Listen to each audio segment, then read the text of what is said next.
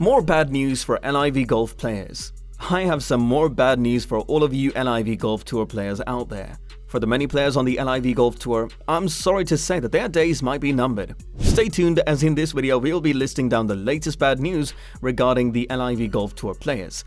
But what is this bad news all about? What happened to these LIV Golf Tour players?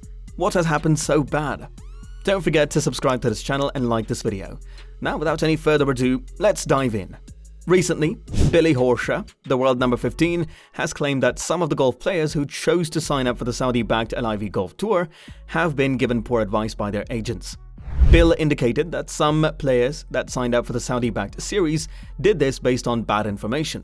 So what was this bad information given to the players? Well, earlier this month, before the BMW PGA Championship at Wentworth, which had around 17 LIV golf players in the field, here it was that the current championship has explained that thought that the players were reassured that they would not face suspension from either of the PGA Tour or the DP World Tour players. He claimed that it's very clear LIV told those guys, you will not be suspended from either one of those tours. You will still have access, and we have looked at it and we are going to sue. It's sort of naive for those guys to think that that's how it was truly going to happen. Well, we now, of course, everyone knows this is not true. Would the players still have decided to go for the LIV Tour if they knew they would face suspension from the PGA Tour? What do you think? The LIV players have been reported to be suspended so far from the PGA Tour, which is being claimed to be a situation that will now be extended for the 2022 to 2023 season. However, their status on the DP World Tour is still not clear, and pending a hearing to determine their status, which would not begin until next February. Horsche was also reported to have branded some LIV golf players to be hypocritically, and then he claimed that he thinks poor advice from the agents is why some of them made the decision to join the LIV Golf. He even went further and stated the following: maybe those guys aren't smart enough to think on their own, and maybe their agents gave them bad information, which I am very aware, no, very for a fact, that certain agents just gave certain players bad information. And some of those players took that.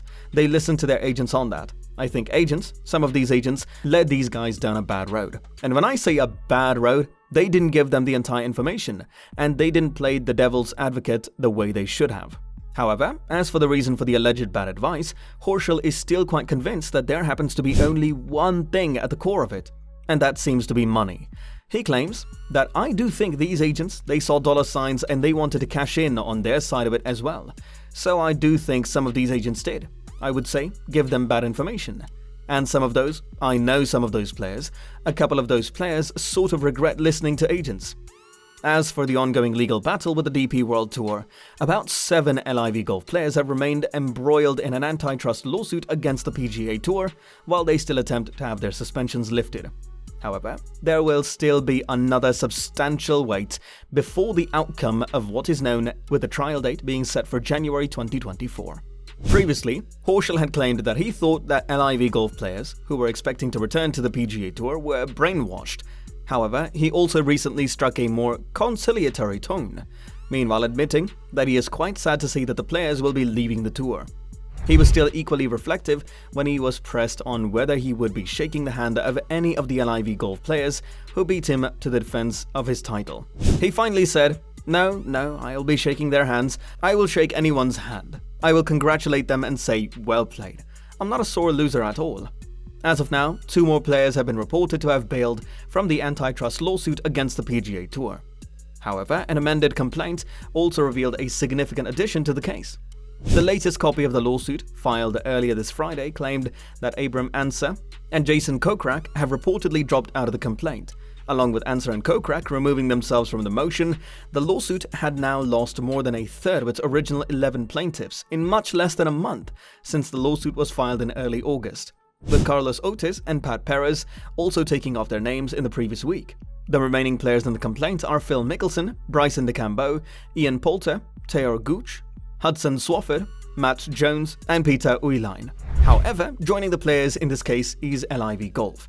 The organization has also filed itself as an interested party and are claiming that it had to start its league in the face of reduced access to players with super competitive costs.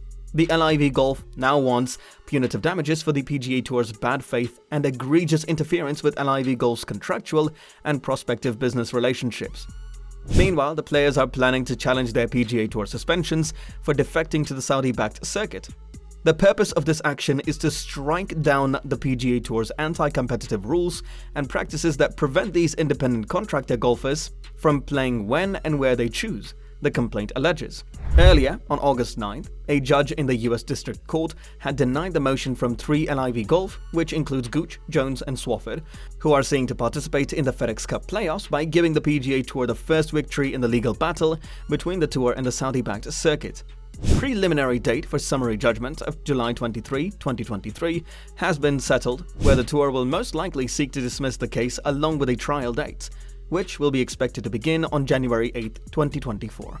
Earlier this week at the Tour Championship, the Commissioner, Jay Monahan, was asked about the improvements to the tour and its schedule announced on Wednesday, if LIV Golf members would be allowed to return. No, Monahan said. They've joined the LIV Golf Series, and they've made that commitment. For most of them, they've made multi-year commitments.